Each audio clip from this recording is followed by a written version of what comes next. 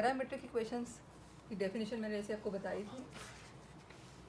Parametric screenshot ले parametric equations क्या होती हैं? When the both the variables x and y are defined in terms of some other third variable, then equations are called parametric equations and the third variable is called the parameter।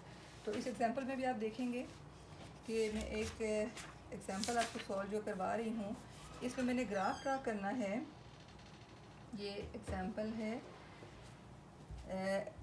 Parametric equation से x is equal to t square and y is equal to t, और हम मुझे दिया हुआ है कि -2 is less than और equal to t is less than 2।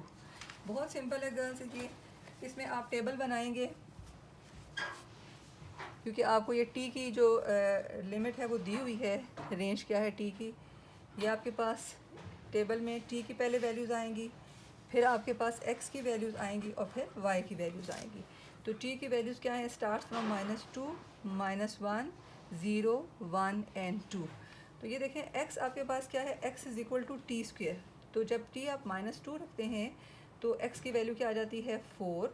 जब x -1 आप रखते हैं y की वैल्यू 1, 0 पे x 0 और 1 पे फिर x की वैल्यू 1 और t इज़ इक्वल टू 2 पे x की वैल्यू आपके पास आ जाती है 4। अब जब इसी तरह से आप y की वैल्यू रखते हैं तो y is equal to t, ये आपको पास गिवन है। तो ये वैल्यूज़ क्या आ गई? -2, -1, 0, 1 एंड 2। तो ये देखें now you have ordered pair 4 -2, 1 -1, 0। ये वाले जो ऑर्डर्ड पेयर है ना x और y, क्योंकि कोऑर्डिनेट प्लेन में आपके पास x और x y कोऑर्डिनेट प्लेन है, तो so you have to put these ordered pairs on coordinate plane ही।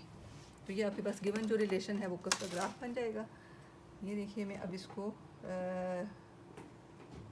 ये x एक्सिस और y axis, this is 0, let this is 1, 2, this is -1, -2, और y एक्सिस पे आप देखिए y पे आपके पास तकरीबन यही चीज़ आ रही है, ठीक है।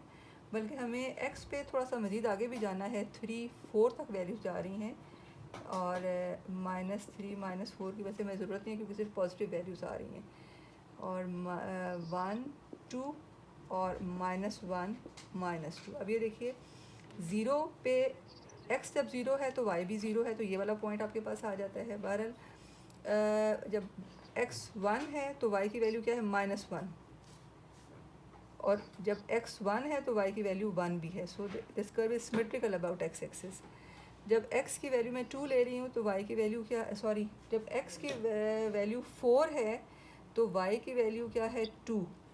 4 पे ये वैल्यू है 2, ये, और वो 4 पे वैल्यू -2 भी है ये। तो ये देखिए मज़ीद आप इस तरह से जब वैल्यूज़ आपके पास वैल्यू बढ़ती जाएंगी तो ये भी इंक्रीज़ होता जाएगा। तो कर्व की जो है ना ये शेप आपके पास आती है। ये एरो का साइन हम यहाँ पे लगा देते हैं। तो this is the equation of parabola, ठीक है गर्ल्स।